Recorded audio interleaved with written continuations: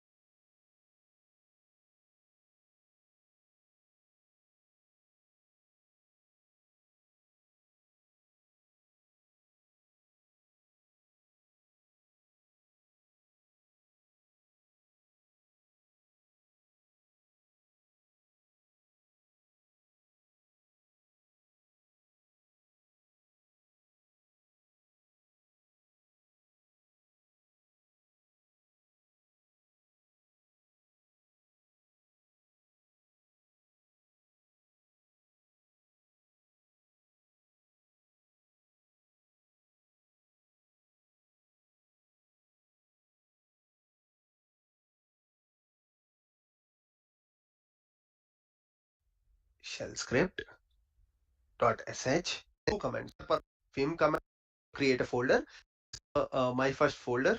Okay, and inside this folder, if I do ls one more time, there is nothing. I mean, you can continue learning different commands, or you can continue learning shell scripting in Linux. Okay, so we learned about different, like 10 different commands. Now let's try to put all of these things or most of these things and write a simple shell script. Okay, so I'll not complicate this one. If I do ls, let me go back, let me go to the my first folder.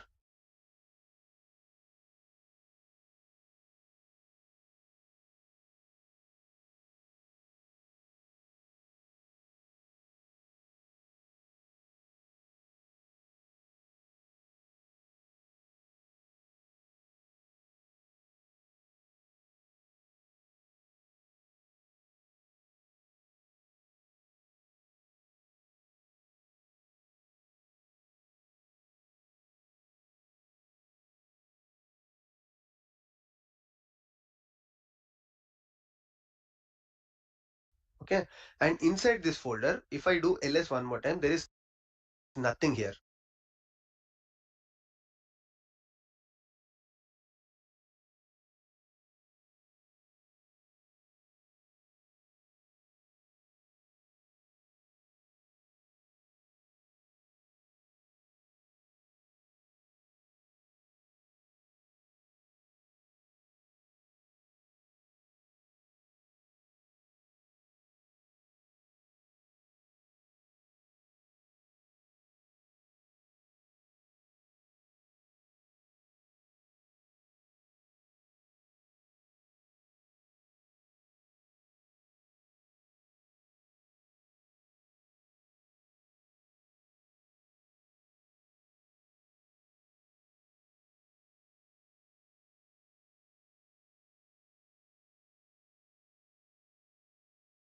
Okay, now I'll simply write a shell script to create a folder, to create a file. So every time this shell script executes, it has to create a file, it has to create a folder, and inside this file, we'll also change the permissions of this file, and finally, we'll see if the everything got executed or not using the shell script.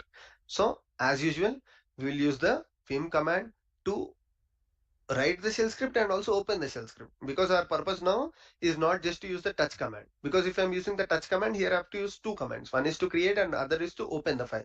So here I'll use the vim command and I'll say sample shell script dot sh.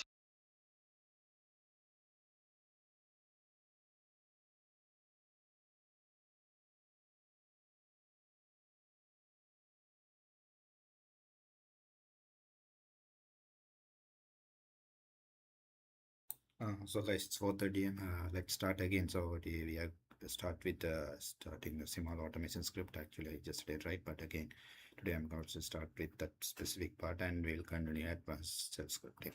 So the resources I already put in the chat, you can leverage. Thank you so much. And okay, welcome to everyone. Yeah.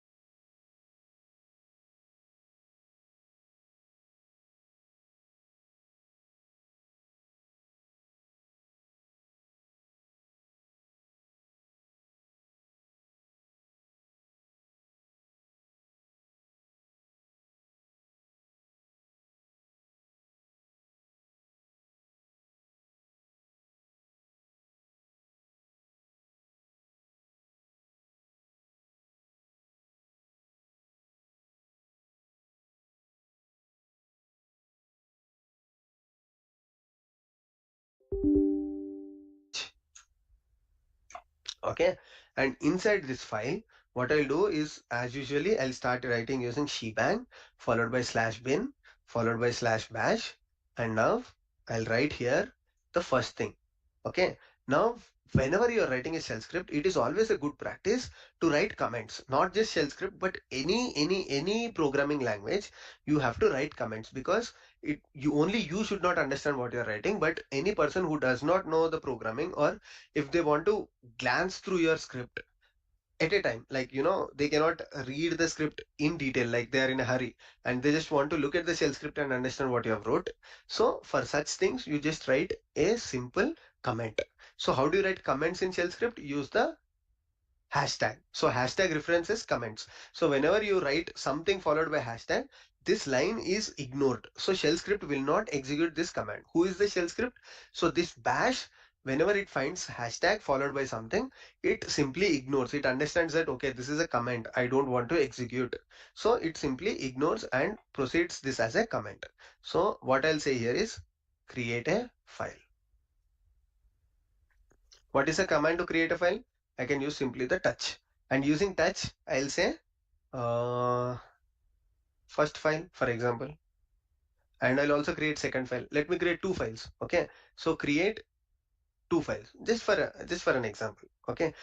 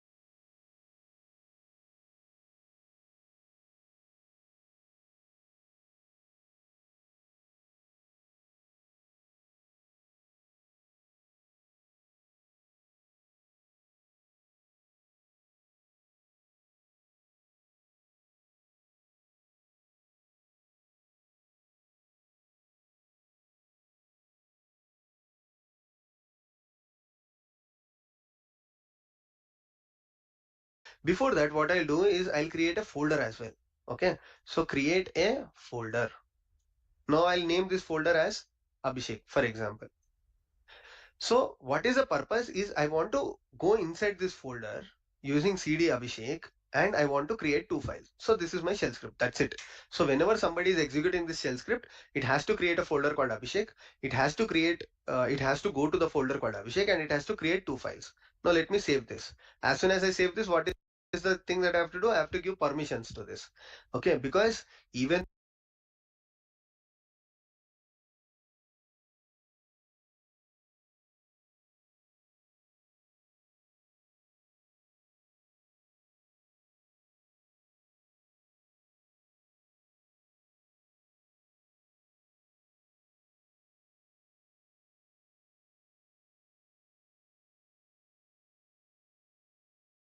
though I'm a user, I cannot execute this one. Now we are not much bothered about security. So I'll simply say chmod 777. Okay. So I'm granting complete permissions to myself, the owner of the file, complete permissions to the group, which is my group. I did not create any user group here. So if at all I am creating a user group and I'm adding my colleague as a user in my group, let's say I'm in development team or DevOps team, so I can add people to DevOps group. And what happens is Linux will grant DevOps, everybody in the DevOps group, read, write, execute access. And finally, anyone, not just me or not just my group, but anybody who is logging to this Linux machine, and if they're trying to execute, so I'll say simply 7. So anybody can access this file. Okay, so things are clear till here. What I've done is I've just granted permissions to everyone.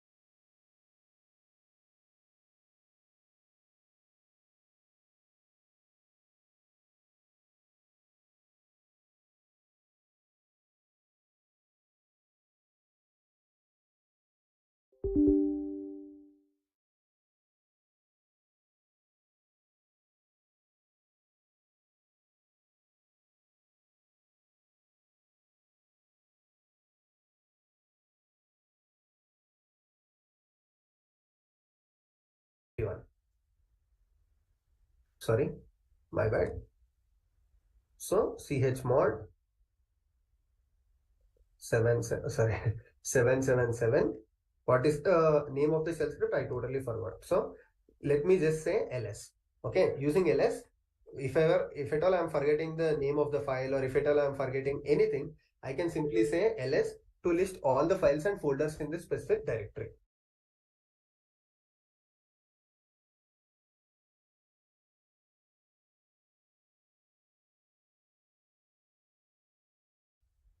Okay.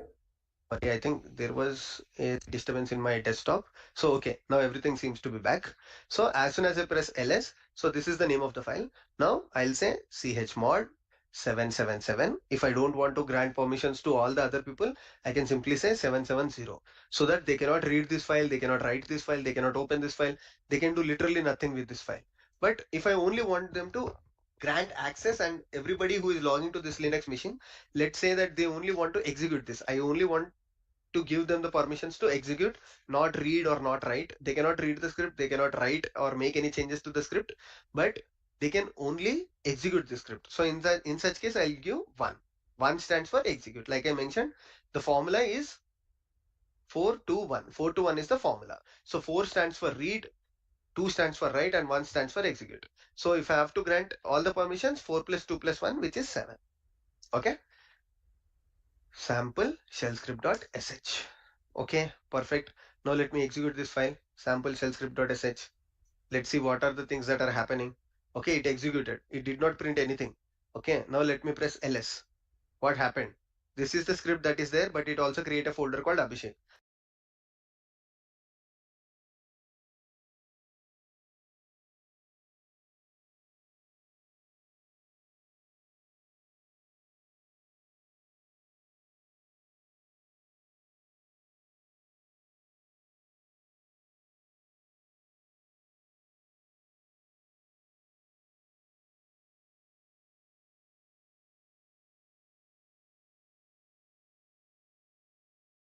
Now let me see what is inside folder Abhishek. So let me go to the folder Abhishek and let me press enter ls.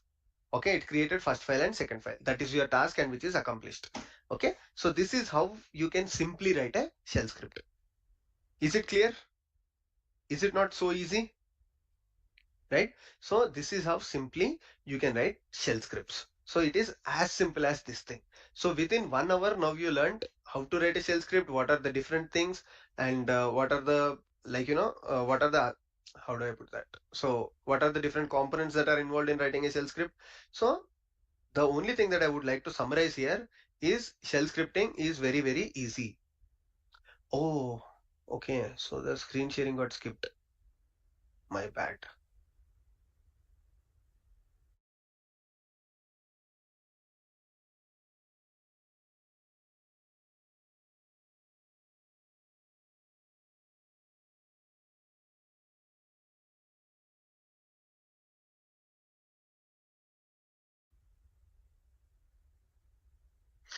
Okay. So for some reason, because there was a power cut, the screen sharing got cut. So let me re-explain this thing here. No worries. I can explain this one more time. So what I'll do is I'll go back here and let me go back to the folder called my first folder.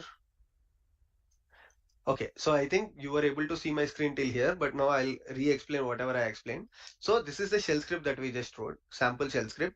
Let me delete this folder so that you will not be confused. So for deleting, we can simply use rm minus rf. I'll explain about the rm command as well.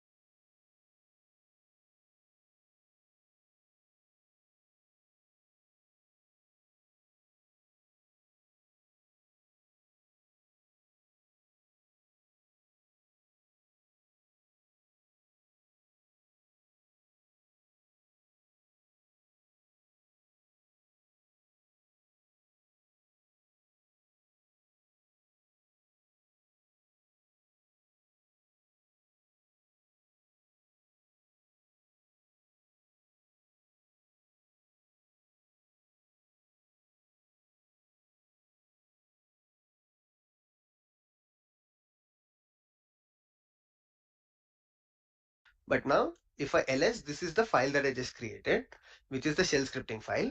And now what I'll do is I want to execute this file. So let me execute this shell script. As soon as I execute, what happens is the script got executed and it created a folder. Why the folder is created? Because we use the command in the shell script for creating the folder. Okay, so if I open this file one more time to explain you what is the things that I wrote.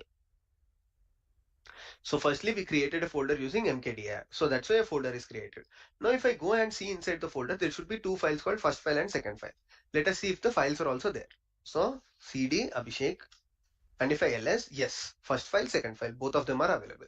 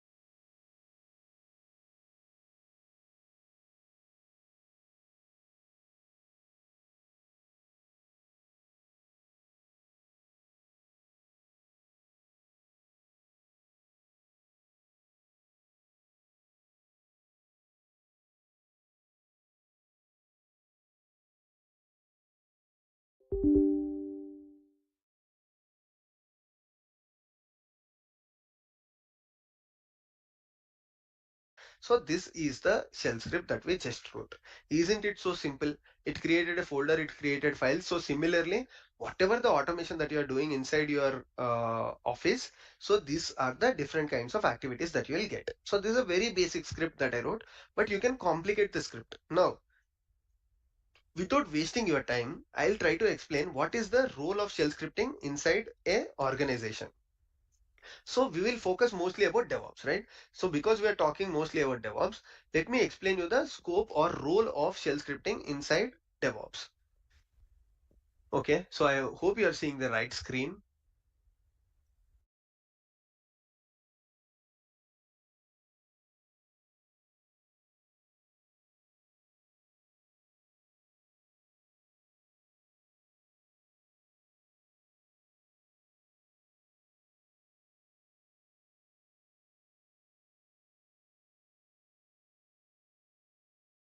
Let me just check if you are seeing the right screen. Yes, I think you are seeing the right screen only. Perfect. Let me erase this one here. Okay, let me refresh the board.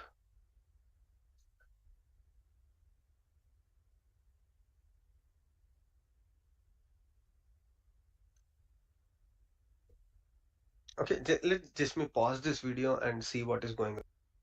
Okay, so there was some issue with my screen, but now it seems to be perfect. Okay, so what is the uh, purpose of shell scripting in DevOps? That is what we wanted to discuss, right? So, okay, so let's try to understand this one. So, DevOps. Now, as a DevOps engineer, so you have different activities like you have infra maintenance, right? You maintain all the infrastructure of your organization. You maintain all the code of your organization using Git repositories. Okay, so sometimes you have to interact with Git. So again, to interact with Git, you use the Linux only, right? Like you can ask me that why can't I do it using Windows? But most of the organization prefers to use Linux because of the security and lightweight nature of Linux. So you might use Linux Windows on your laptop, but if you're using any virtual machine, so it will most probably be a Linux machine. So you also manage your code using Git repositories, and that is also mostly on Linux. And apart from this, you also do a lot of configuration management. So for all of these purposes, on a day-to-day basis, you use shell scripting. Okay, so infrastructure automation is there, configuration management, and also your code management using Git repositories. So you can say that there are different tools like Ansible that are available here, but even though these things are available, you have to write some shell scripts for regular automation of cron jobs, or for switching into the folders where these Ansible scripts are available, or directly executing directly log into this machine on a single automation. What a user expects is you have to log into a specific machine where Ansible automation is present, and you have to execute the Ansible automation as well. Or you want to monitor the health of your nodes. So let me give you a very simple example. So let's say there is a person called DevOps. I mean, he's a DevOps engineer, and let's call the name of this person as John. So now, what is the responsibility of John? Let's say John. So John is working as a DevOps engineer in or at Amazon. This is just for an example, okay? He's working as a DevOps engineer for Amazon, and he has noticed that Amazon has close to 10,000 virtual machines. This is just for an example, okay? Or the teams that he is working with has 10,000 VMs. What are VMs? Virtual machines. And all of these VMs are Linux-based VMs.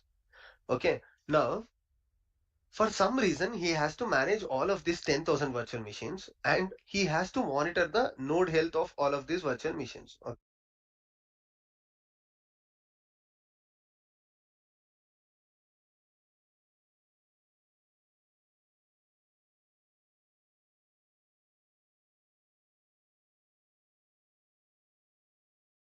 So, okay. What are VMs? Virtual machines. And all of these VMs are Linux based VMs. Okay. Now, For some reason, he has to manage all of these 10,000 virtual machines, and he has to monitor the node health of all of these virtual machines. Okay. So every time he has to go to these virtual machines, and their developers are facing some troubles with this node, that they say that, okay, this virtual machine or any of these virtual machines is not performing as expected. They say that the CPU is going out, CPU is getting completed, or they say that memory is running out, or they also mention that, the Linux is becoming very slow, or they say that whatever the processes that are running on these virtual machines are basically running slow. So every time John goes to these machines and uses the Linux commands to fix all of these things, what he will instead do is he will make use of shell scripting. Okay, so he will write one simple shell script, and he'll save the shell script in a Git repository. And whenever some DevOps engineer says that, okay, there is issue with 9999th VM, what he'll do is, using this shell script, he will just execute this shell script on his local machine. And what this shell script does is it logs into this one of these. He mentioned that 9999 machine is not working. So this shell script automatically logs into this machine, and it looks into all of these parameters like CPU, memory, and why are the processes going slow, which files are running, how many files are opened on this machine. So he writes a shell script, and this shell script returns an output saying that, okay, so I executed this script, and what I noticed is the memory is completely used on one of these nodes. Okay, so it returns, and this shell script returns an output saying that, okay, so I executed this script, and what I noticed is the memory is completely used on one of these nodes. Okay, so it returns, whenever he runs the shell script, it says it evaluated all these parameters, and it says on 9999th machine, he said that the memory is going out of place, so the memory is completely used. Or instead of these people raising, what John thought is, okay, I'm getting all of these requests, like every time I'm getting requests from the developer saying that the memory is completely used. So now let me do a simple thing, that on a frequent basis, like once every day or once every 2 days, he decides to basically execute this script automatically. Okay, so without even his consent, this script should get executed, and this script should look at all of these 10,000 VMs. Okay, like I mentioned, there are 10,000 VMs. What this script should do is, this script should log into each of these 10,000 machines, look at the status of each of these 10,000 machines, and it has to send out an email notification saying that, hey John, I evaluated all your 10,000 machines, and out of which 10 machines seems to be suspicious. Okay, 10 machines seems to be suspicious, and in 5 machines there is issue with memory, and in 5 machines there is issue with CPU. So this is one of the use case for DevOps engineers. So similarly, there are multiple use cases for DevOps engineers with shell scripting, and shell scripting is a must learn for DevOps engineers. Okay, like even in the roadmap video, so I made a roadmap video. I think all of you watched that video. So roadmap for DevOps engineer for 2023. So DevOps roadmap, shell scripting, and Linux is one of the must learns. So if you learn Python, that is even more useful for complicated automations where shell script cannot be executed. So Python is also a good thing to learn, but before to Python, you should definitely learn shell scripting. So this is one of the use case for shell scripting in DevOps engineer's life. So whenever somebody is asking why are you using DevOps shell scripting, so you can say this example that I just mentioned. You can say that I have automated all the node health of my virtual machines. So we have some close to 1,000 virtual machines, and every time it is difficult to monitor the node health or status of this virtual machine. So I've decided to write a script. So people might ask you, okay, there are some automated tools. Why you want to write this shell scripting? So you can say that in our organization we are not using such tools, or you can simply say that these tools are restricted for generating some parameters, only a restricted number of parameters, but in my script I am fetching more parameters that are not provided by these tools. So you can mention in that way. So this is a basic use case. You can think of multiple use cases, like I mentioned, infrastructure automation, configuration management, or the example that I just mentioned, or your day-to-day basis activities. Like on your day-to-day basis, you might want to monitor some specific tools and send notifications to email. email notifications to you, or any such things you can do with shell scripting. Okay, so now what did we do today? We learned about what is the reason for shell. What is the reason for shell scripting? We learned the difference. We learned an interview question, that is, what is the difference between bin sh and bin bash. So this is something that we learned. And after that, we learned the shell commands. So if you want to write shell scripting, what are the components that are involved? You need to write shell commands. So we looked into different shell commands. We looked into listing files. We looked at creating files. We looked at removing file using rm. We created directories using mkdir. We deleted directories using rm-rf. Okay, and we use the man command. We use the present directory command. We also used commands like chmod to grant permissions. Okay, we learned how to write inside a file. So we learned about a lot of things today. Now finally, I also want to explain you about something like I just mentioned. You can look at the memory inside a machine. So to monitor the node health, like I mentioned, you can write a simple script. So for that, to monitor the node health, you can monitor the CPU as well as RAM. So these are the most important things. Even in your laptop, if you are overusing your laptop, so sometimes you get error with CPU, sometimes you get errors with RAM. So how do you find out CPU and how do you find out RAM? So for CPU, there is a command called nproc. So nproc will list the CPUs on your machine, and to understand what is the memory that is present on your laptop, you can use the free command. Okay, so using free command, you can identify what is the free memory, what is the total memory, what is the used memory. Okay, now instead of using all of these things, you can use a specific command or a special command called top. Okay, so using top command, you can basically identify what are the processes that are running on your machine. Using top command, you can basically identify what are the processes that are running on your machine.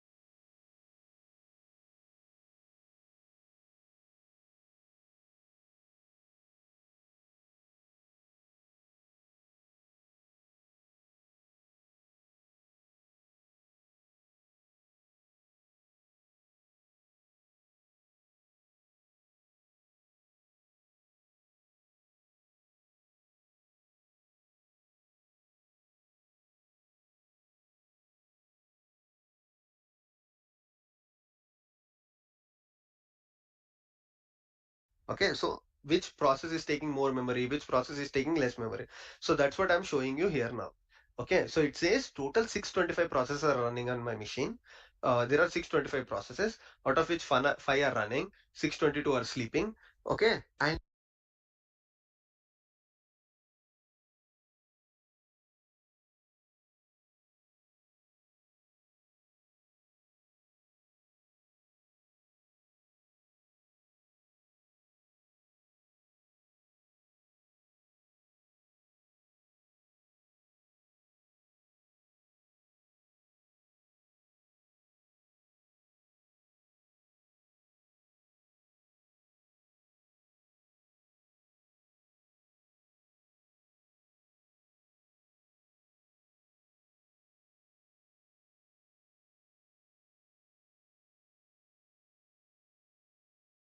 it also provides you information about which process is using how much amount of memory, which process is running with which process ID, all the other things like how much CPU is being used, the CPU usage, memory usage, all the other things are provided using the top command. Okay, so what is the command? Top. So these are some of the interview questions that people will ask you. So how do you monitor the node health? You can simply say I can use the top command or I can write the custom shell scripts. So what are the different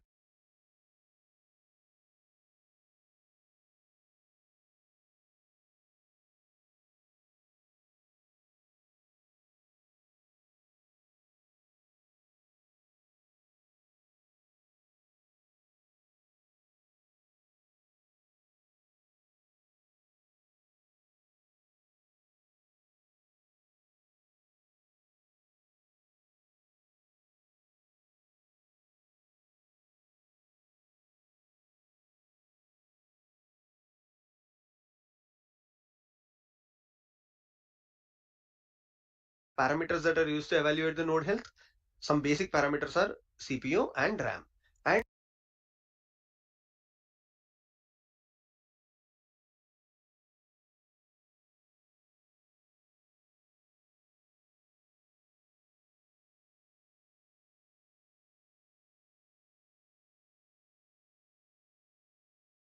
all you can use the top command or I can write the custom shell scripts. So what are the different parameters that are used to evaluate the node health?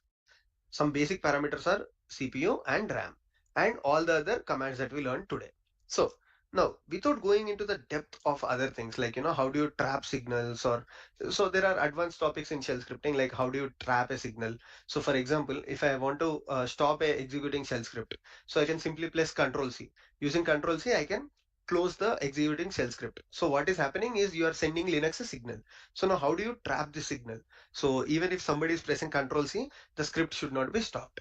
So these are some of the things which are the advanced topics. So if you feel that this video is useful to you, if you found this video useful, and if you want me to continue and make a video on the advanced shell script concepts, so simply comment on the video saying that please do an advanced video on the shell scripting so that I can go ahead and make the advanced video as well.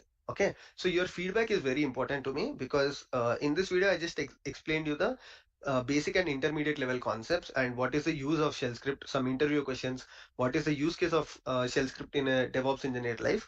But if you want to go to a step ahead and if you want to learn about the advanced concepts, so again that will take close to 1 hour where we can learn the advanced concepts like instead of using this top commands, we'll go ahead and look at how do we write some custom shell scripts. We'll also look at how do we interrupt signals by default Linux signals like just I mentioned using the trap command or all the other things like how do we write cron jobs.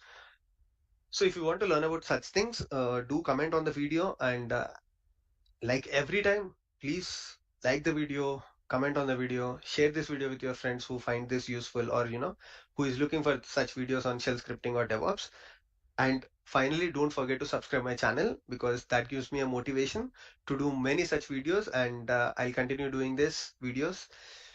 Thank you so much for all the love and thank you so much for all the support. So I'll see you next time in a new video. Catch you next time. Bye. These days, what are people looking at is hello everyone. My name is Abhishek and welcome back to my channel. So first of all, thank you so much for all the love and support that you have shown on our previous video, Shell Scripting Zero to Hero for Beginners.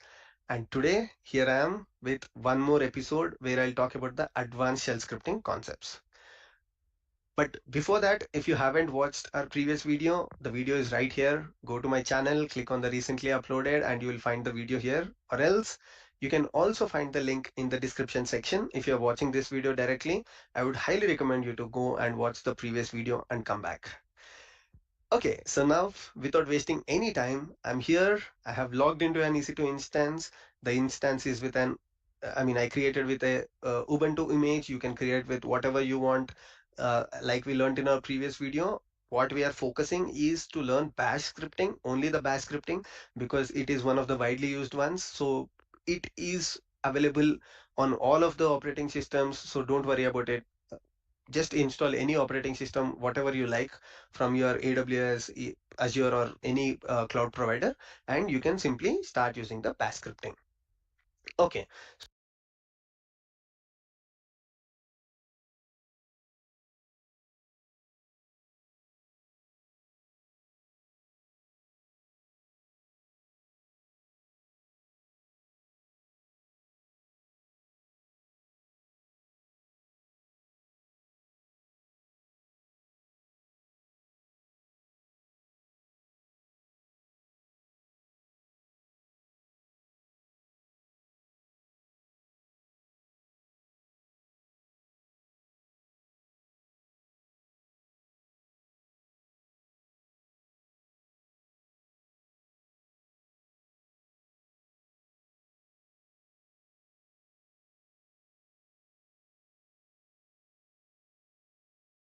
So before we jump into today's video, let's try to quickly remember what we have learned or where did we stop our previous video.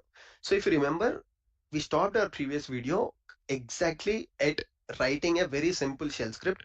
We wrote a very simple shell script which prints or which creates some files and folders, and we executed it. We learned how to execute it, and we also looked at the popular commands for debugging the node health. Like, we learned about the df command, which will print all the information about the available storage space on this, or available the disk space on this particular virtual machine. And then we learned the free command, which will print the memory of the machine.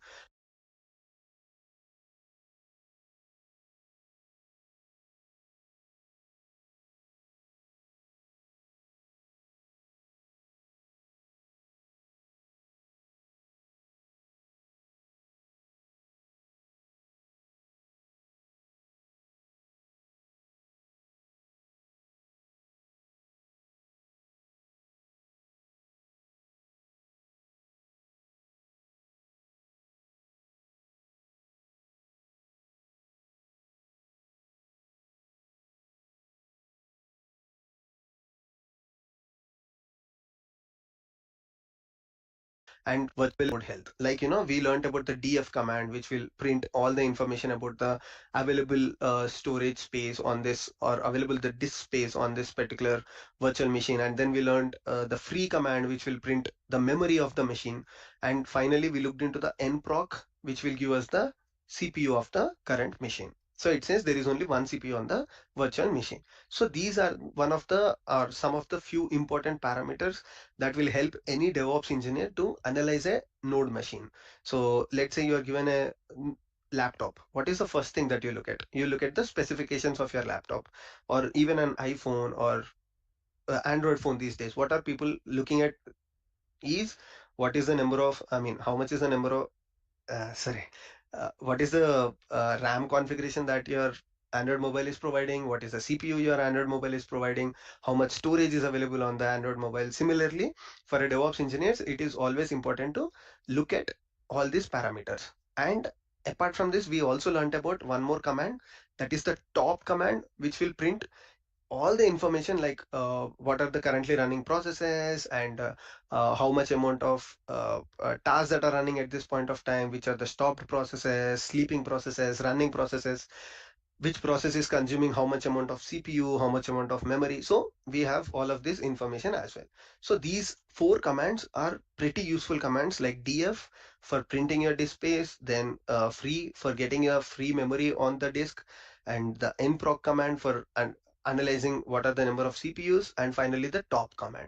So top command can be considered as a command that will help you to analyze the node status. But so today, what we will focus is we will try to run a custom node script. And this node script will detect the node health of your virtual machine. But so today, what we will focus is we will try to run a custom node script.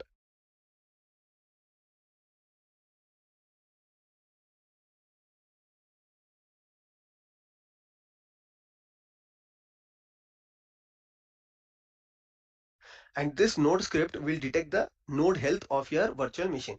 So let's say we'll write a shell script, we'll use this shell script in our, we'll try to put it in our Git repository. And whenever somebody comes to us and says, okay, Abhishek, I want to understand what is going wrong on my virtual machine. There is something that is not correct. So can you please help me out? What you'll do, you'll download the script from your from your GitHub, and you'll directly execute it. And it will send out all the details saying that, okay, some things is suspicious with respect to the memory or CPU. So this is something that we'll try to build today. For that, what we have to do, we have to start with writing a shell script. So it's called node health.sh, let's say. So we'll use this script, we'll try to enhance this script stage by stage, so that we understand what are the good practices, how do we write shell script in a structured manner, and what are some of the practices that we did not learn in our previous video that will help us in writing a better shell script. Firstly, like I mentioned you, like I told you in our previous video, we start with the shebang always, followed by what is the executable that we are trying to use. So in our case, it is bash.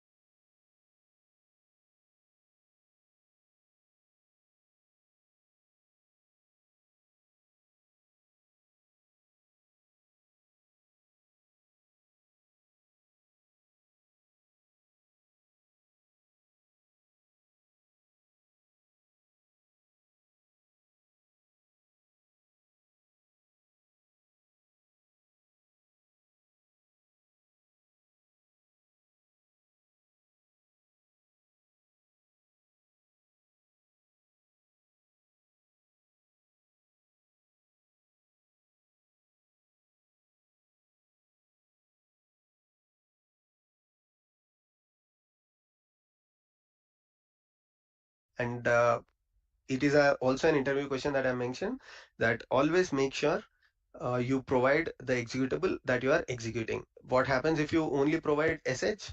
Then sh will directly go to, it is a link to the executable, the default executable on your virtual machine. In case if it is not bash and it happens to be dash, then your script might fail because of some unexpected errors. So that's why always make sure you provide the right executable. Once that is done, in the previous class we did not discuss about this, but you always have to mention the details of this shell script. The details as such, who is the author. Why I'm using this hashtags? Because hashtags are used to create comments. So these are not executable shell commands, but this is something that provides you the information of the author of the file. So I'll say Abhishek is the author, and when is this file written? Like this file is written on 1st of December, and I'll mention some details like are there any prerequisite for this script, or what is the purpose of this script? This script executes, and this script outputs the node health. Okay, let's say this is the purpose of the script.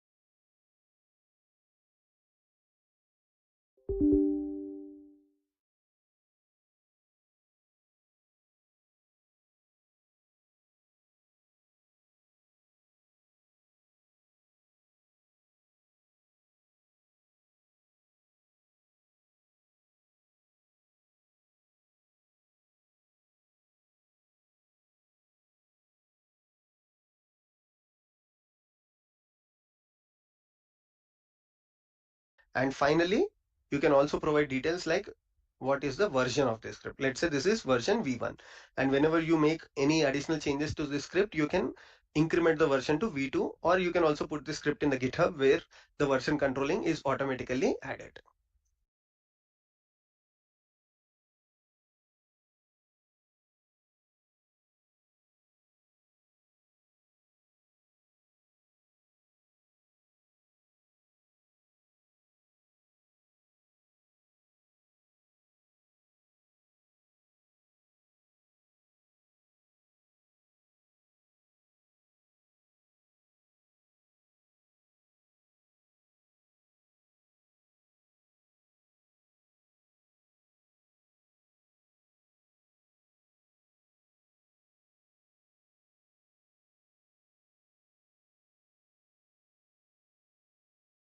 Okay, so these are the details of the author, or this is called metadata information. So always provide the metadata information, because by just looking at the name of the file, nobody will understand what is this script file is. Let's say you'll create a shell script called addition.sh, but what is this addition? Is it addition of 2 numbers, addition of 3 numbers, 5 numbers?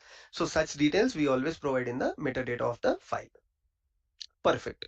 So now we'll just use the same commands that we talked about. So we'll use df minus h for printing the disk space. We'll use free minus g for printing the memory. We'll use the other command, that is nproc, for printing the resources. Let's say we are using these three commands to output what are the different parameters on this virtual machine.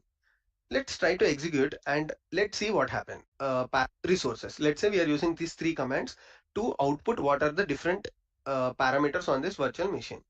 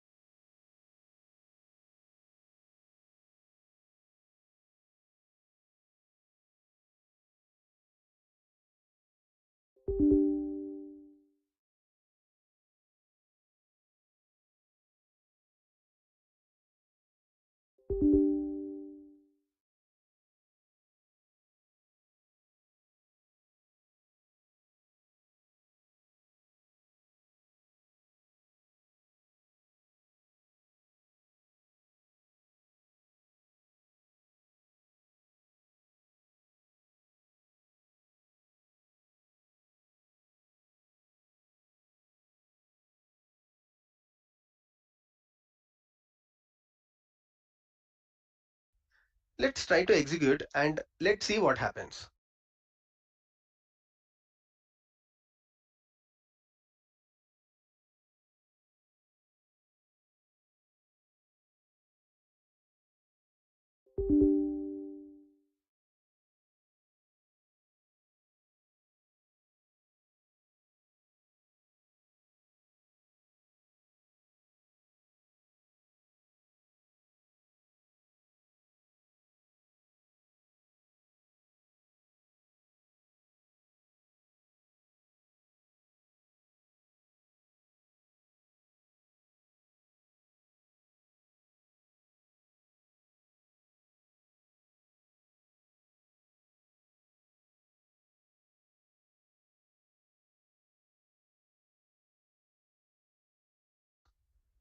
Okay, so I'll grant the permissions that are required.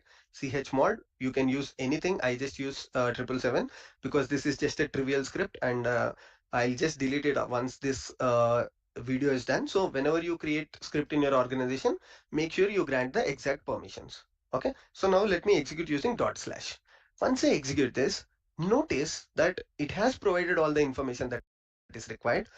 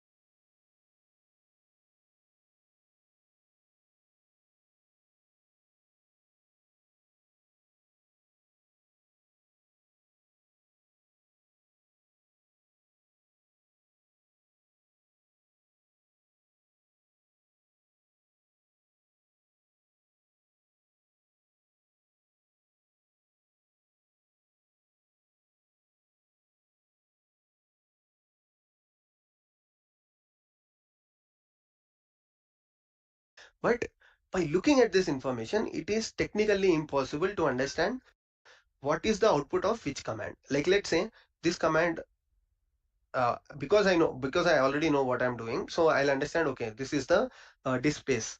This is the output of the memory command. This is the output of the number of CPUs.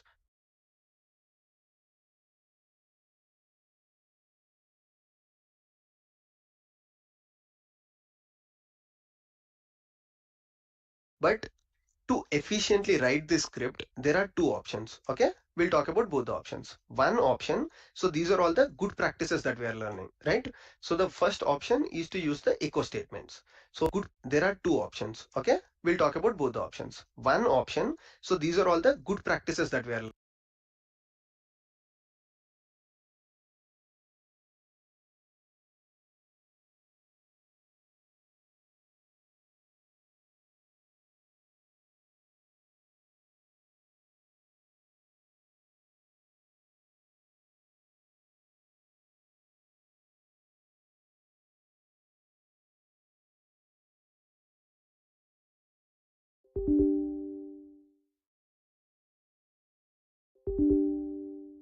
learning of CPUs. But to efficiently write this script, there are two options. Okay, we'll talk about both the options. One option, so these are all the good practices that we are learning, right? So the first option is to use the echo statements.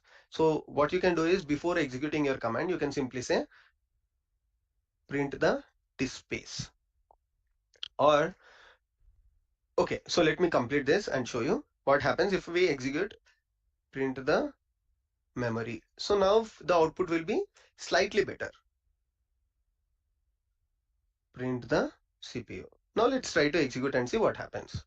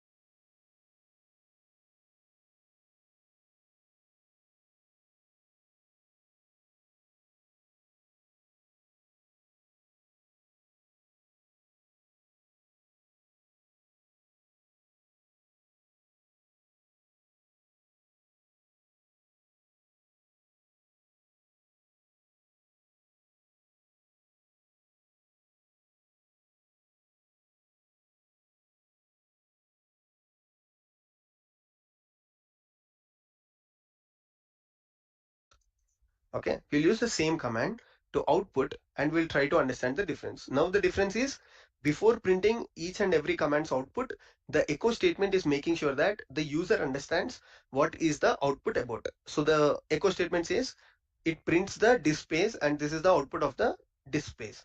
Echo statement says this is the uh, memory, and finally it says this is the CPU details. So isn't it better than the first one? Definitely yes.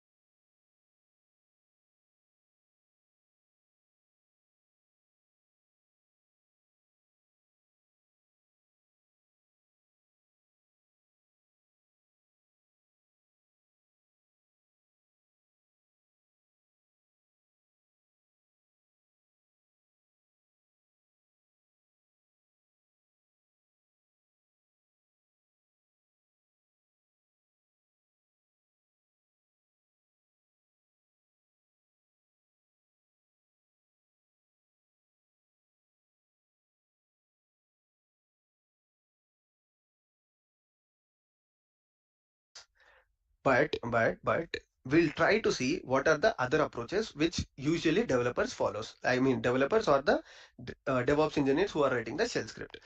Because using echo statements all the times is not feasible.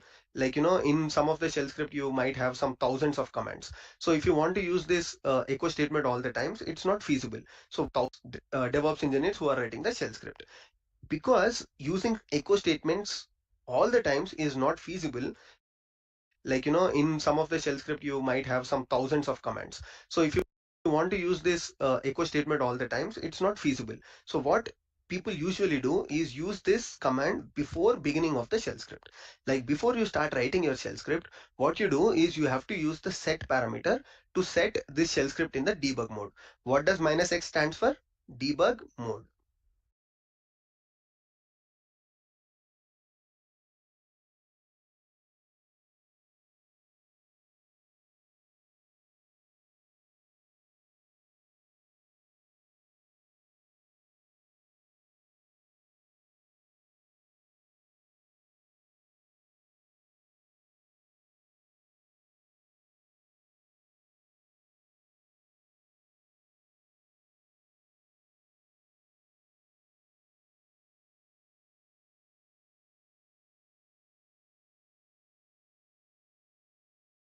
Okay, so if you use this set minus x, all the commands that are executed, that gets executed in the debug mode. What do I mean by debug mode? Let's see the output, we will understand.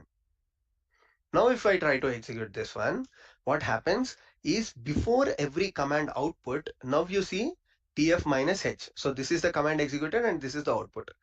Free minus g is the command executed and this is the output. Nproc is the command executed and this is the output. Isn't it much better than the echo statements? Because echo statements basically prints whatever you are typing, but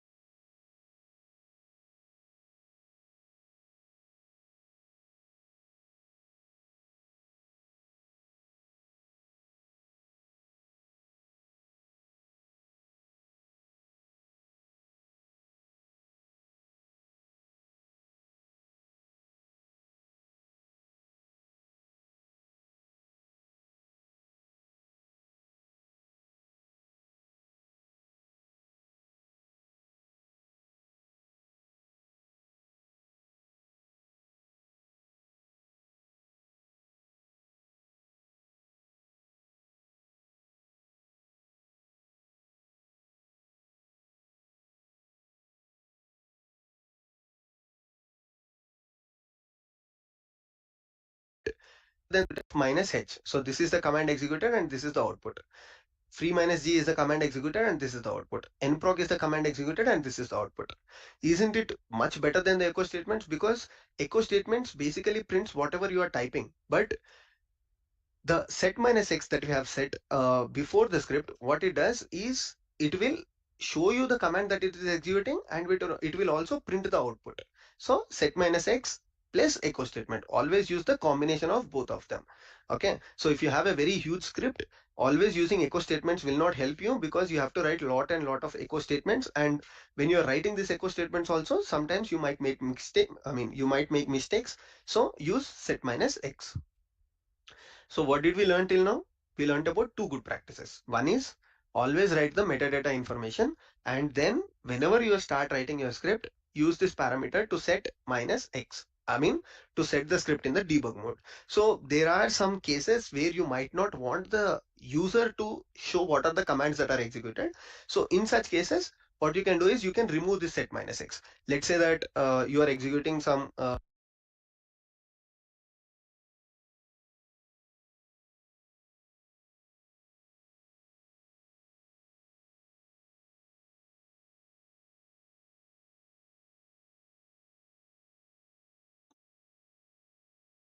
So guys, I completed my first vlog. So in this first vlog, I started with the data simple automation script. I hope the people who are watching understand what I'm saying. So once I completed that simple automation script, like just create a one folder.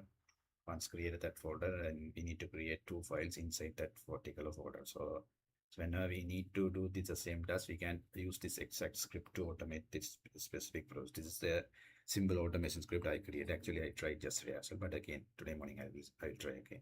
So the next part I experienced with some advanced shell scripting. So specifically, instead of randomly writing the commands or Linux command, we start to write custom scripts. So like we can here I'm using the Vim editor or VI editor to write this specific custom script. So here I used, if you see this example, I'm used for a specific custom script to check node health So you can see the specific that custom script. This is the exact custom script I followed through the video tutorial. And see, I at first meta information. Yeah, first at meta information. Before adding meta information, I add in the top the executable file. So it's the bash again. So when we write this kind of shell script file, we clearly at the executor, because there are various type like .sh and dash.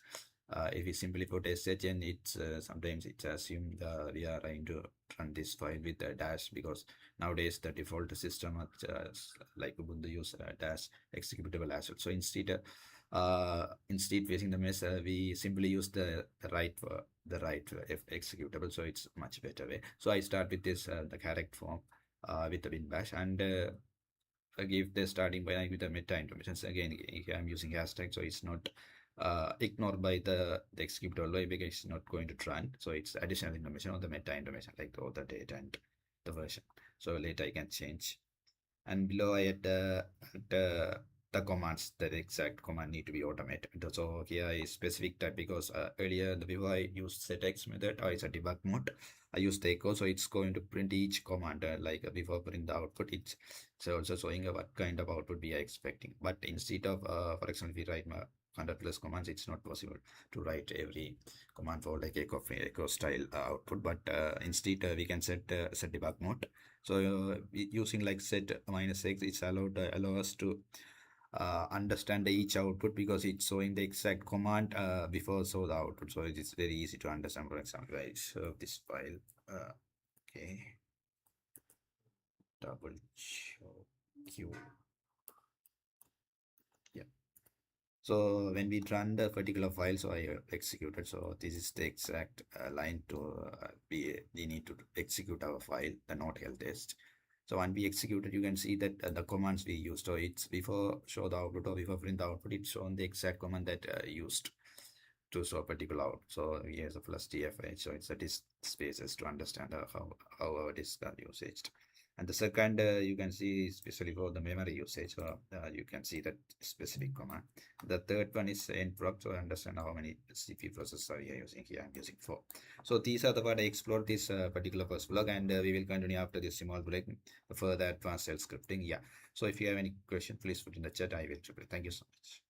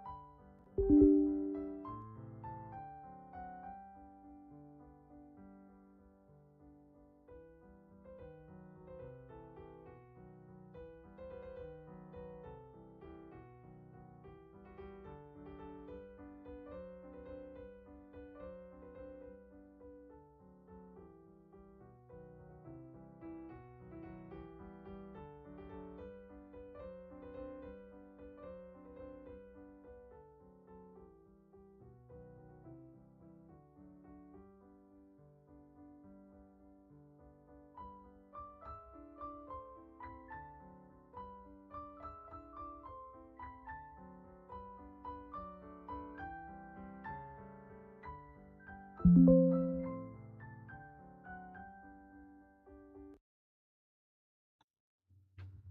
guys, we will start our second block. So we will continue this advanced scripting. Thank you.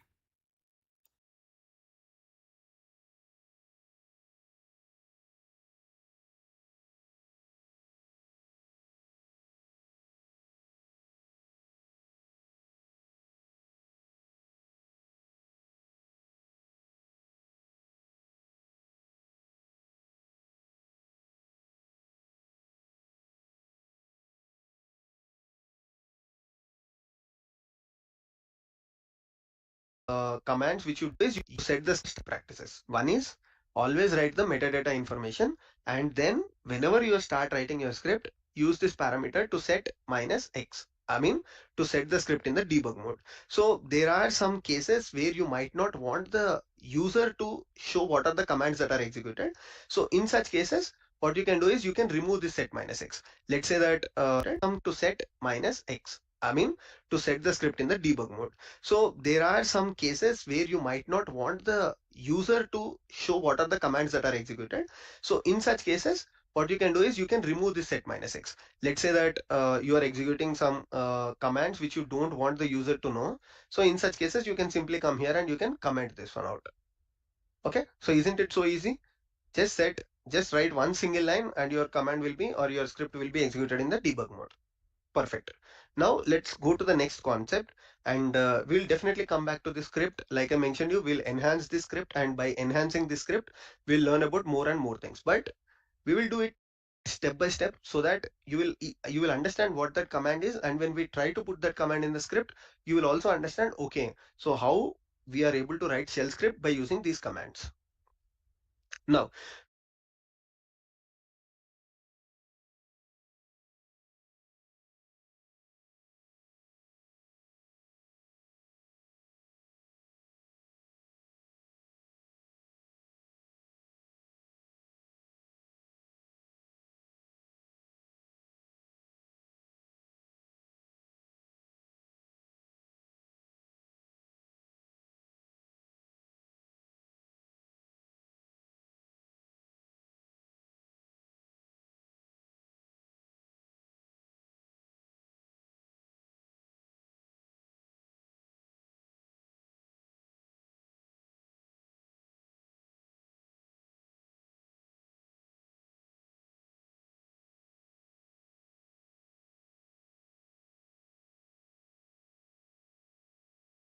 we will learn about a command which will print all the processes in this virtual machine.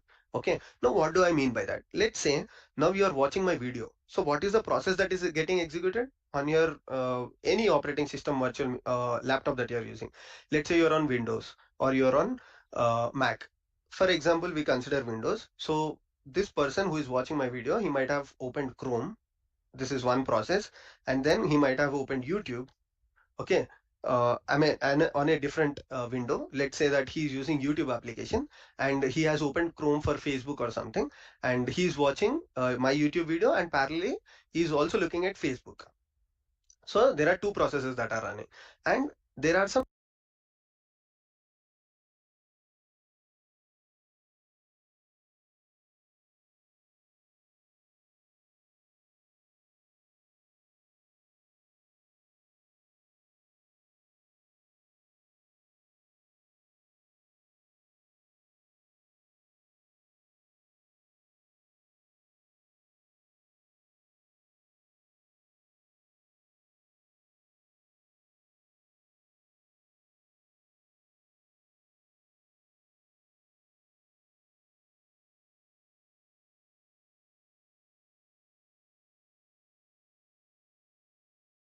system processes as well. What do I mean by system processes?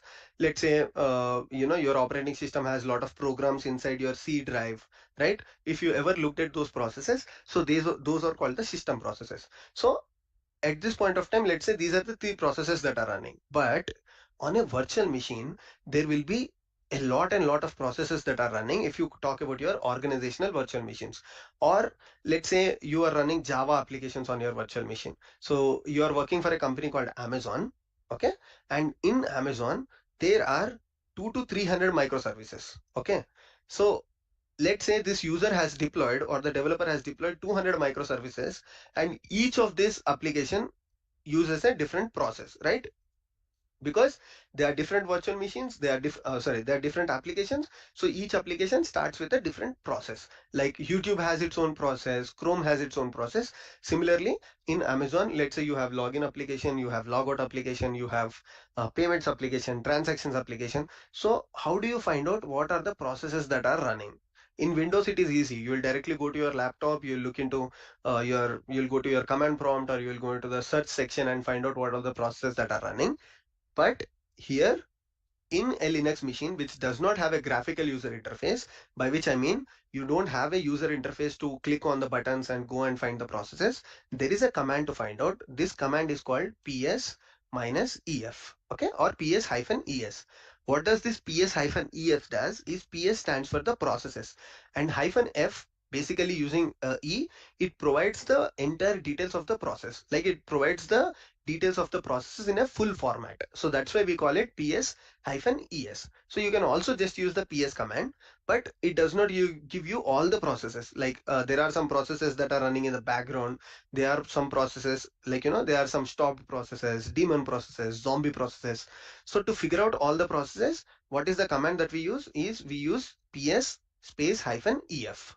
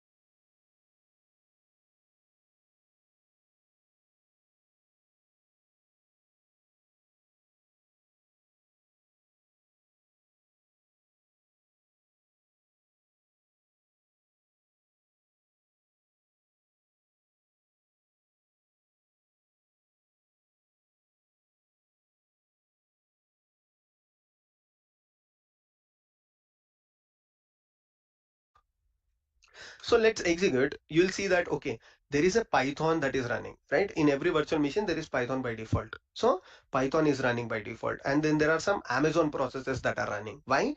Because we are using an Amazon virtual machine. And there is some SSH daemon process that is running. So there are different processes that run in a virtual machine. So your task is to not just find out the process, but you want to find out the process IDs. What do I mean by process ID? So let's say this is the process. Let's say agent HTTY, or let's say Amazon processes are running here. So instead of finding out all the processes, I just want to find out the process ID of Amazon only, Amazon process only. Okay, so your manager comes to you and says, Abhishek, find out the processes that are running by Amazon and just get me the process IDs. So the first step that you will do is you will use ps minus ef. You'll find out that, okay, there are these many processes, out of which there are two Amazon processes that you can see. But because this is a long list, you might miss some things. What you want to make sure is you want to make use of scripting. So for that, there comes a very powerful command, that is grep. Okay, so what you do is ps minus ef or ps hyphen ef. You'll use grep followed by Amazon. Okay, now let's see what happens. Okay, so out of all the processes that are listed, now we got only the processes that are running by Amazon.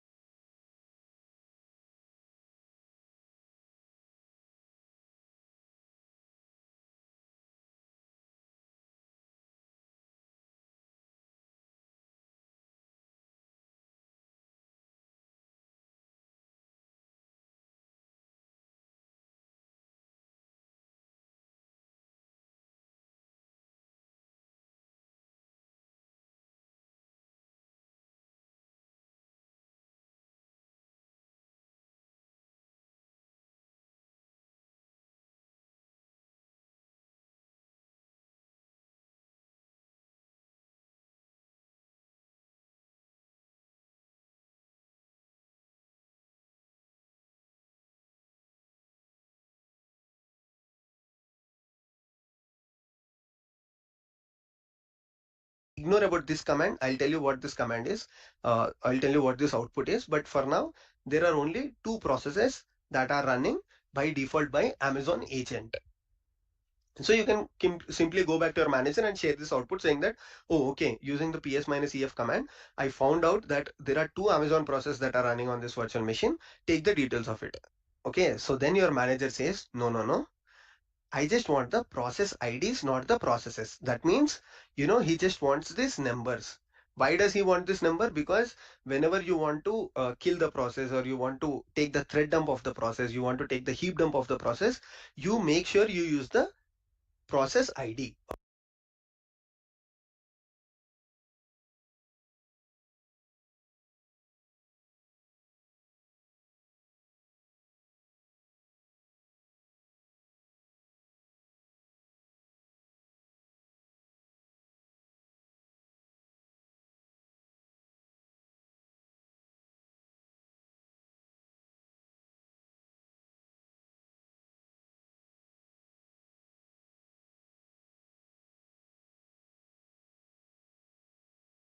Okay, you want to kill the process, you use process ID. You want to take the thread dump, you use process ID. Or anything that you want to do with the process, you always use the process ID only. Now, before we jump on to understanding how to fetch the process ID from this entire list, the first thing that you need to understand is this command. Okay, so what is this command? This command is split into two parts. The first part is ps minus ef, and the second part is grep Amazon. So we already know what ps minus ef is doing. ps minus ef is printing all the information about the processes that are running on this virtual machine. And what does this grep command does is, out of all the output that is generated, it only fetches the information that is required. Let's say you have 100 lines of code and you only want to get the line number 55 and 56. You can use the grep command. Or let's say you have list of names of employees. You only want to get the employee names with Sai or Harsha. So what you can do is you can say, let's say there is a command called get me usernames. This is not a command. Don't think this is a command. So let's say this is a command that gets, or this is a script that gets all the usernames. What you can do is you can say pipe grep Sai. So what happens? All the people names with Sai gets printed, like Sai Krishna or Sai Hari or whatever it is, they get printed. So this is the purpose of using the grep command. But apart from these two commands, there is one more important command. You don't or Harsha. So what you can do is you can say, let's say there is a command called get me usernames. This is not a command. Don't think this is a command. So let's say this is a command that gets, or this is a script that gets all the usernames. What you can do is you can say pipe grep Sai. So what happens? All the people names with Sai gets printed, like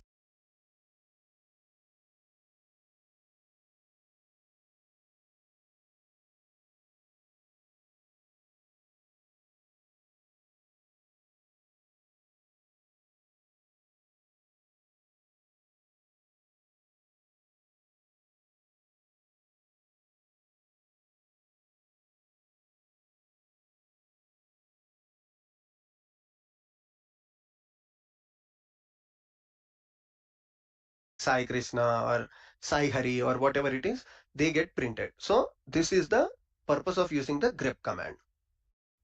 But apart from these two commands, there is one more important aspect of this command, that is the pipe parameter. So you need to understand what is pipe and why is it used.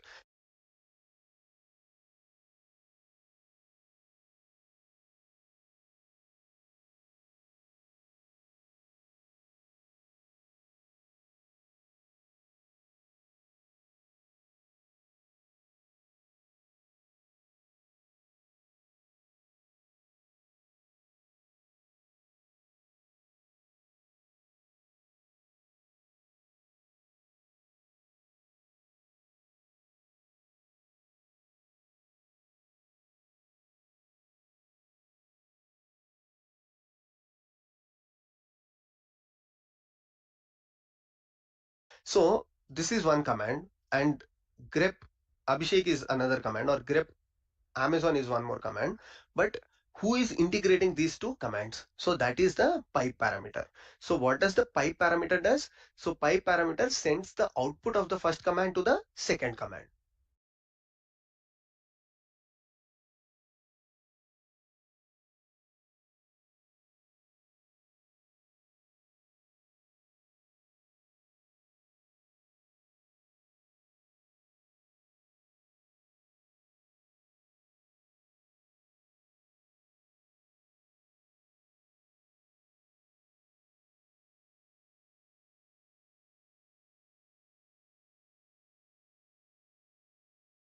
Got it? So is it used?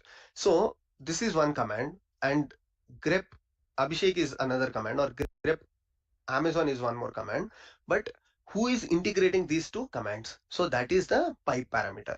So what does the pipe parameter does? So pipe parameter sends the output of the first command to the second command. Got it? So let's say you have two commands and you want to send the output of first command to the second command. In such cases, you use the pipe command. Make sense? So the same example, if you go back, if you have a script and this script is returning a list of numbers, let's say 1, 2, 3, 4, 5, 6, and you only want to get the number called 5. So what you'll do, you'll simply say grep 5.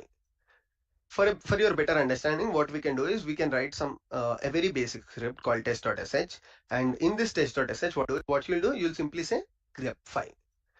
For your better understanding, what we can do is we can write some a very basic script called test.sh, and in this test.sh, what I'll do is I'll say echo 1, echo 11, echo 12, echo 55, echo 99. Okay, so this is, let's say that this is a very simple shell script.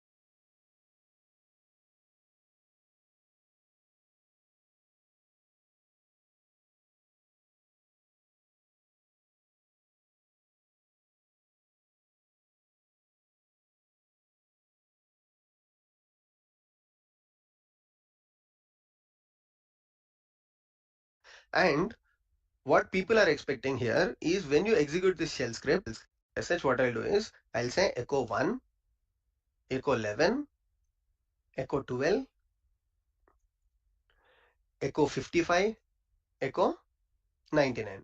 Okay, so this is, let's say that this is a very simple shell script.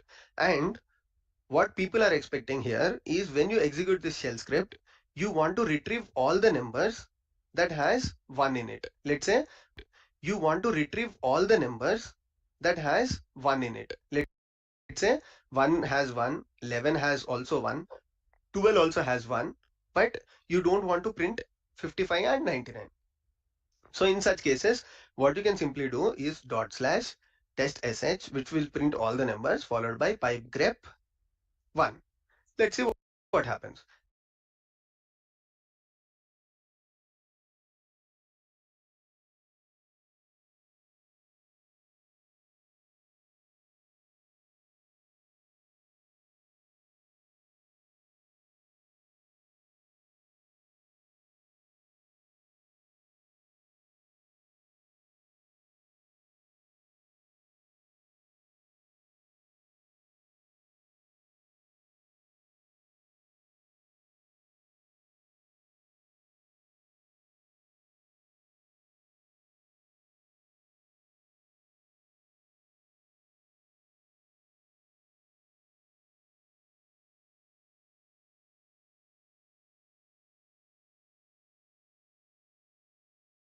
So it printed you 1, 11, 12.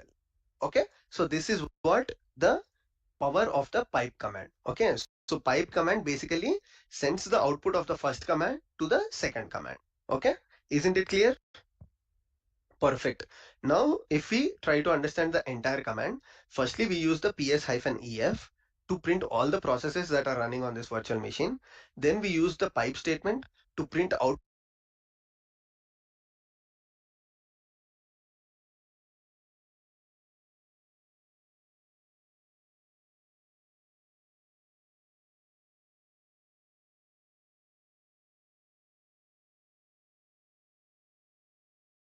output of this command to send it to the grep command, which is trying to grep for the process called Amazon. Perfect.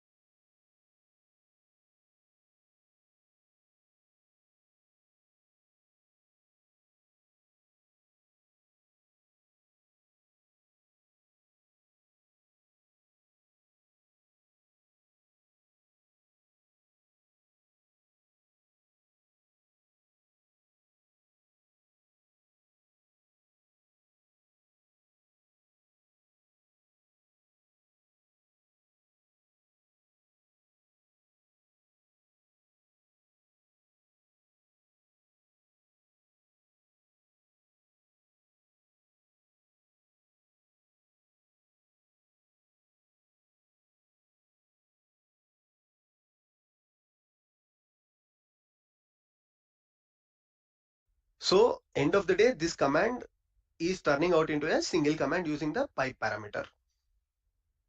So the other interesting aspect here is this command, I wrote it for your purpose of understanding. Okay, this command can also be executed in this way.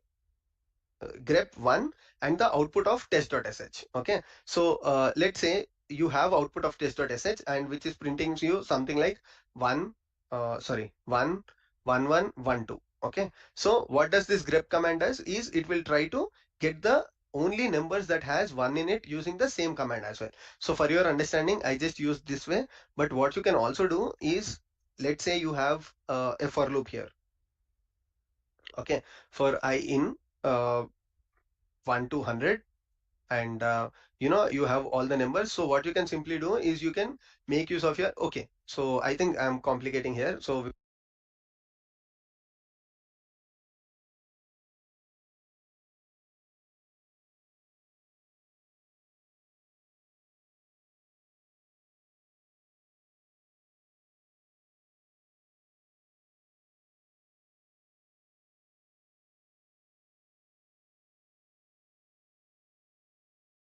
we will discuss about this topic afterwards. But for now, you understood what is the purpose of the pipe command. So pipe command sends the output of the first command to the second one. Very clear. So let's summarize what are the different things that we learned till now. Okay, so what are the different things that we learned? Firstly, we learned about the commands to write the file information. This is very, very important because without metadata information, if you share your script with somebody else, they will not understand what you wrote. Followed by, we also learned about the set minus x. What does this do?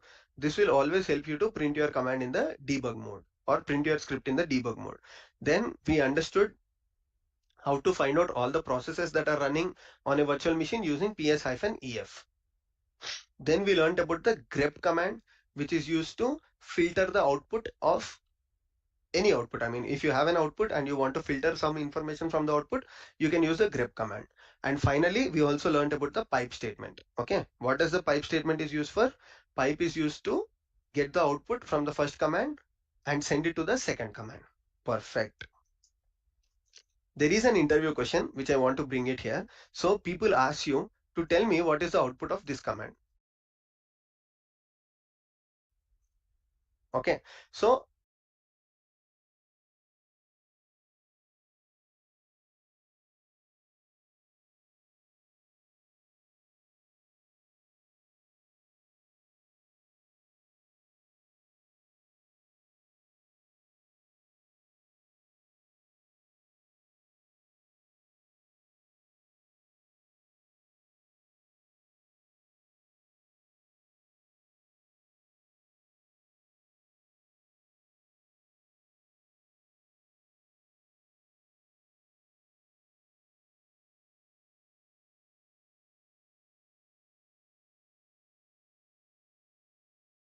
from what we learned till now, you will understand that, okay, date command, okay, let's see what does date print. So date command will print you the today's date and all the information about today.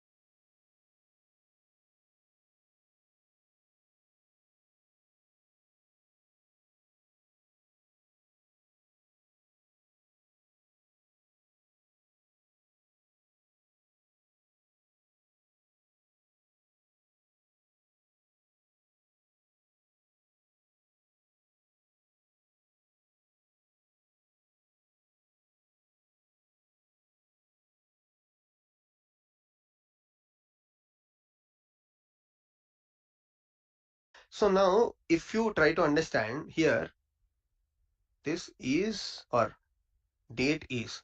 So what is the expectation here? The date output, which is this one, has to be passed to the second command and it should print information like date is something like this, right? Tuesday, December 1st, 12/8, something like that.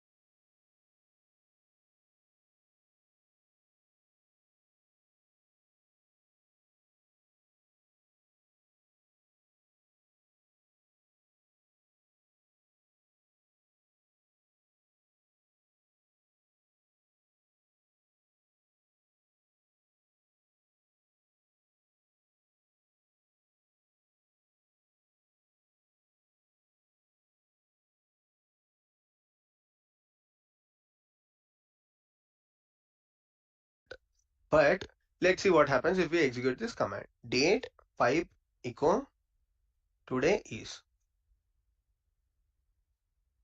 See what happened? It did not print the output of date. So now you should ask me, okay, Abhishek, you said that pipe is used to send the output of first command to the second command, but here it did not work out. So this is one of the interview questions that people usually ask you. Why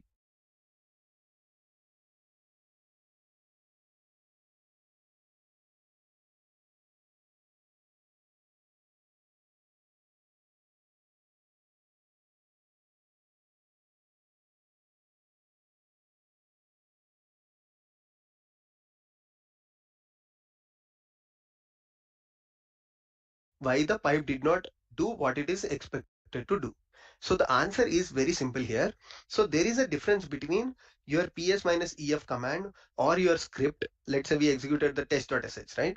And we try to use the grep command, or you can also use the echo command. But the difference here is date is a default command, or it's a default shell command, and what it does is it sends the output, like the output that you see here. It sends this output to stdin. So in any system, there are two channels, right? Or there are two log flows. One is stdin, and then you also have some things like std out, or you also have std So these are the different channels that every virtual machine has. So these are two for the exit and the output of first command to the second command, but here it did not work out. So this is one of the interview questions that people usually ask you. Why the pipe did not do what it is expected to do? So the answer is very simple here. So there is a difference between your ps minus ef command or your script. Let's say we executed the test.sh, right? And we try to use the grep command, or you can also use the echo command. But the difference here is date is a default command, or it's a default shell command.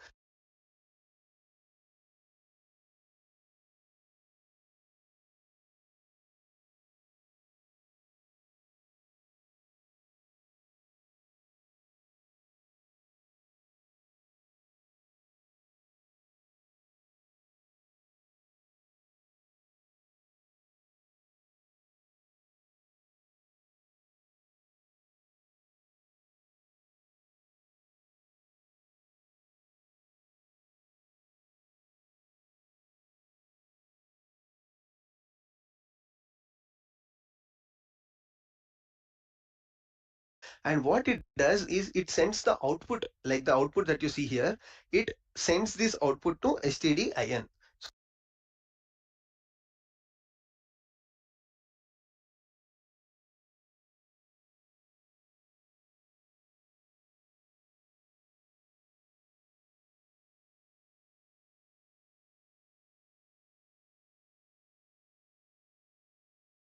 So in any system, there are two channels, right? Or there are two log flows. One is stdin, and then you also have some things like std out, or you also have stdr. So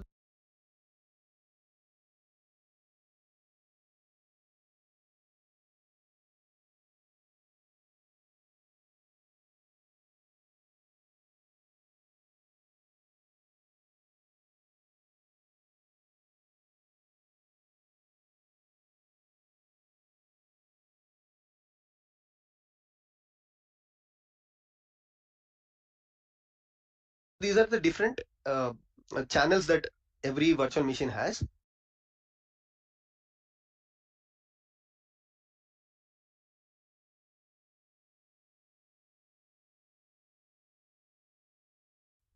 So what this date command does is it sends the output to stdin. Okay, so the input one. Pipe command only receives the information from the output that is typed from this command, but if this command is sending this information to stdin, this command will not work, or the pipe does not redirect the output of the first command to the second command. Okay, so this is one of the most reading. Okay, so the input one. Pipe command only receives the information from the output that is typed from this command, but if this command is sending this information to stdin, this command will not work, or the pipe does not. Command is sending this information to stdin.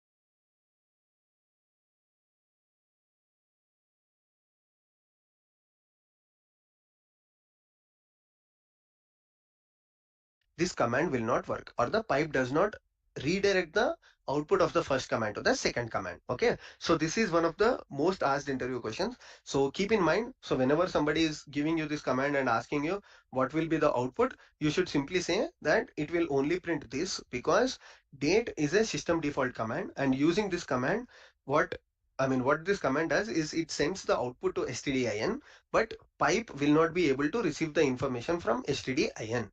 Pipe can only receive the information if the command is not sending the information to stdin, and if the command is ready to pass the information to the next command.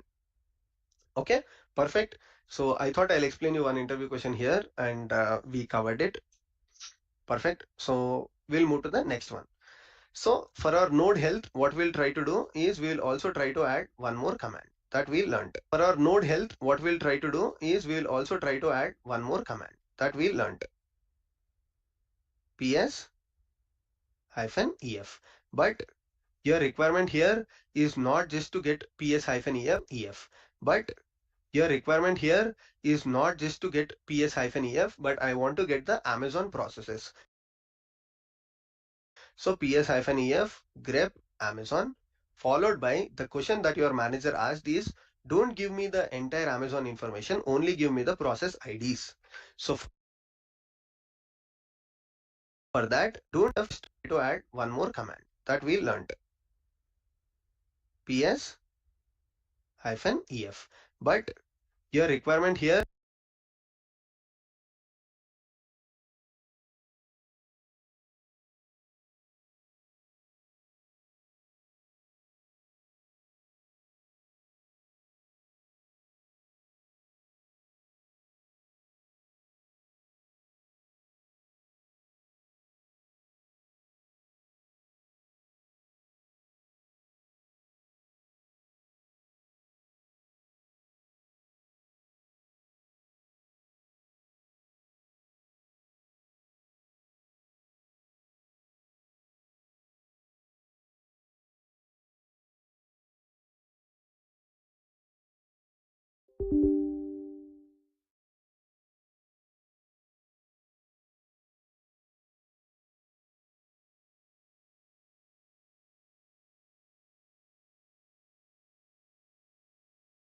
is not just to get PS-EF, but I want to get the Amazon processes. So PS-EF, grep Amazon, followed by the question that your manager asked is, don't give me the entire Amazon information, only give me the process IDs. So for that, there is one command called awk. You can get it in multiple ways, but one of the most used command is awk. So learn about awk, because in the interviews or even in your real life scenarios, while you can get this information with different commands, like you can also use the cut command, people also use the other trim commands and the other things, but always learn about awk, because awk is a very powerful command. What awk does is, if you go to the man and you say awk, so awk does other things, but always learn about awk,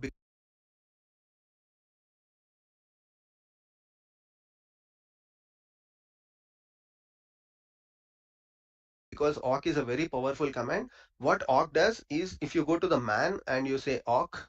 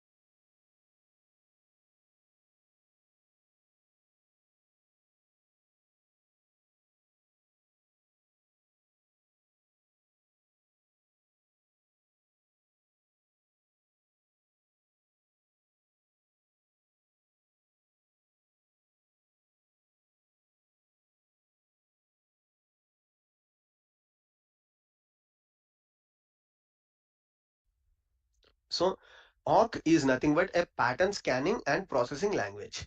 Okay, so if I have, I mean, if I don't want to confuse you, and if I simply say, so if you want to get some informations, like you want to get only the process ID, or whenever there is a string like this here, PS-EF, so this string has different uh, strings, right? So if you consider this as a sentence, this is a string, this is a string, and you have other strings as well. So let's say you want to retrieve only a specific column or let's say you want to retrieve only the user information or the process information. So in such cases, you can use the awk command. So what awk does is so if I have, I mean, if I don't want to confuse you and if I simply say, so if you want to get some informations like you want to get only the process ID, or whenever there is a string like this here, ps-ef, so this string has different uh, strings, right?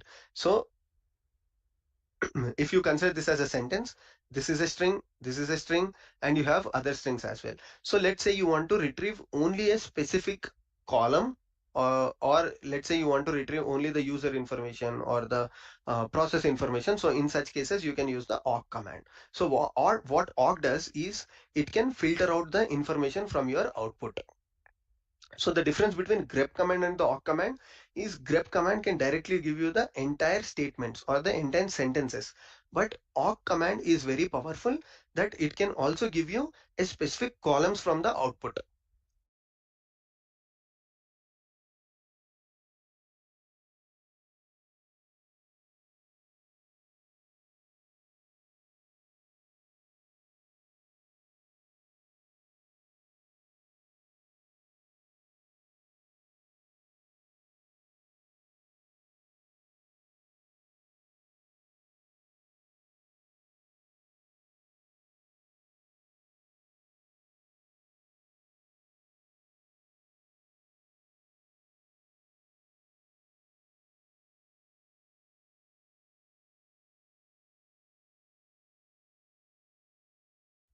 So now how do we use this is ps -ef pipe grep Amazon followed by pipe awk. What awk does is, I'll explain you this command. Okay, so there is a delimiter that I'm using, that is space followed by, I just want to print the second column. Okay, don't worry, I'll explain this to you.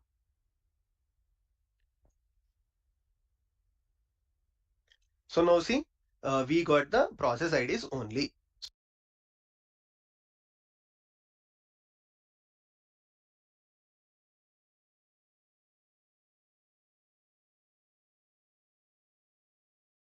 So how did we do it? What is this specific command doing? Okay, so we'll try to understand it in a very simple way. So without this awk command, what we got the entire information. Now using the awk command, what we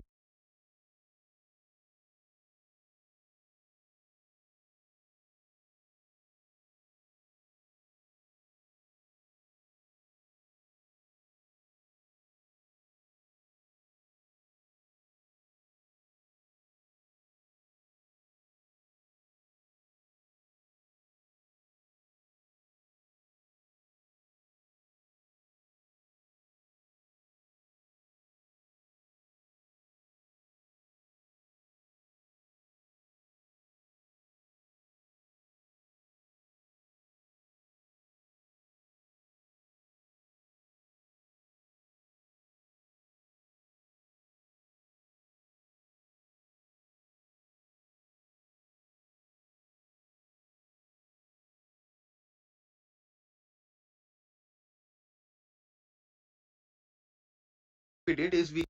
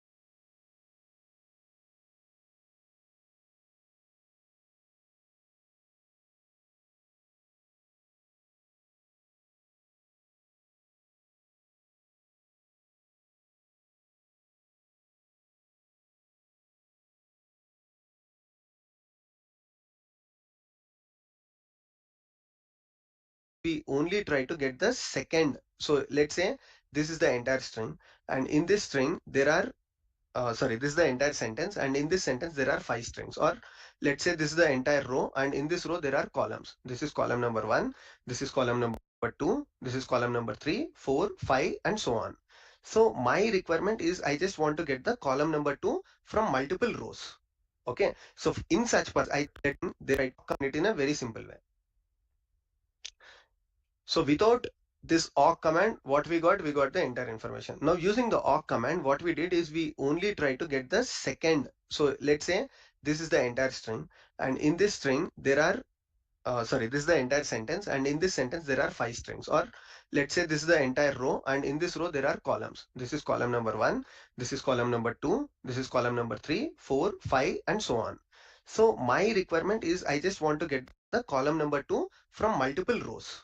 Okay, so in such purposes you can directly use the awk command, which is very easy to retrieve all the columns that you are providing. Let's say instead of column 2, if I just change it to column 1, what happens? It gives the information of the user, like root user has started this process, root user has started this process, Ubuntu has started the last process.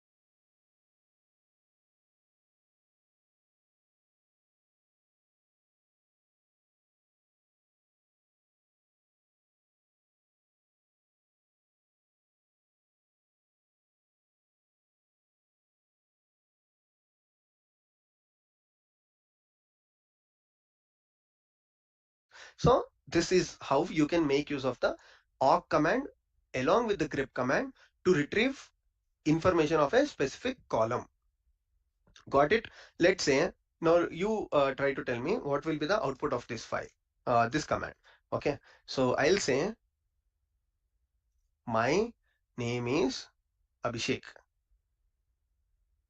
and then there is one more person, or let's say my employee ID is 111. So this is a file. From this file, what I want to do is I just want to retrieve the name of the person. So in such cases, I can simply say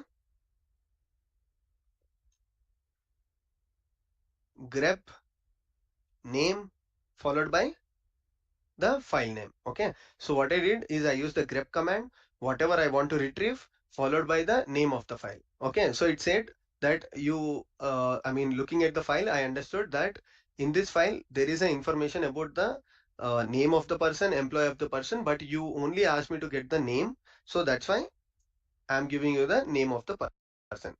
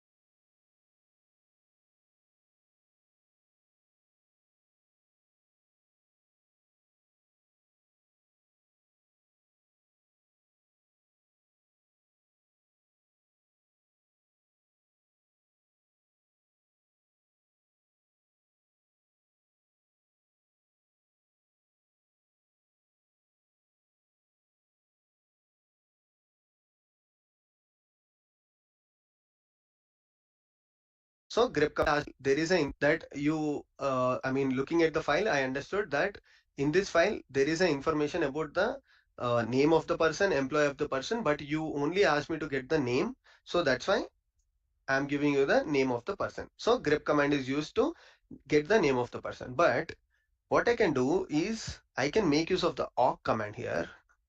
Okay.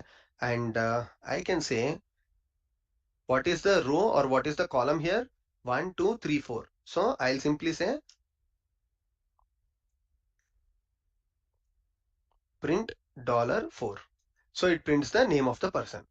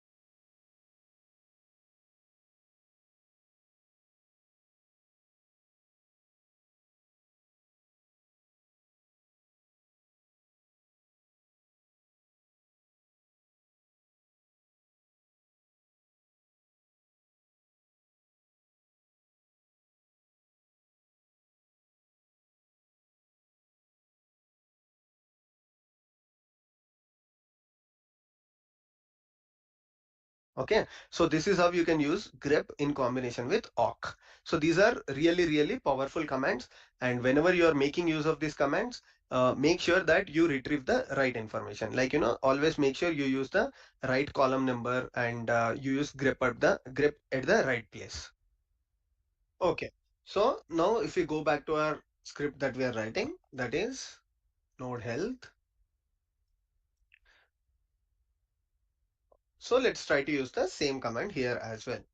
Okay, so we'll use everything at one place so that we will understand end of the day what did we learn today.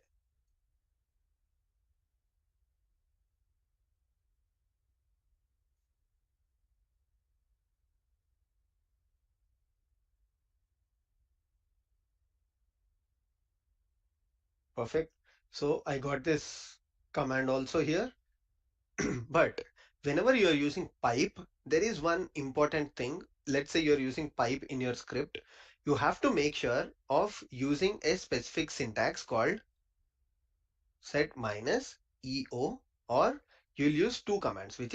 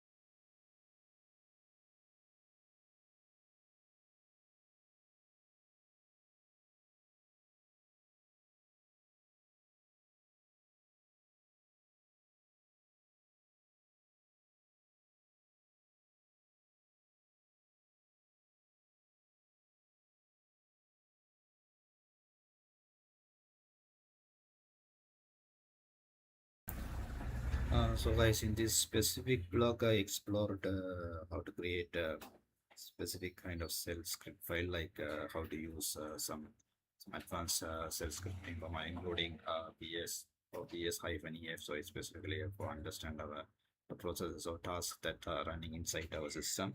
So you can see there are some.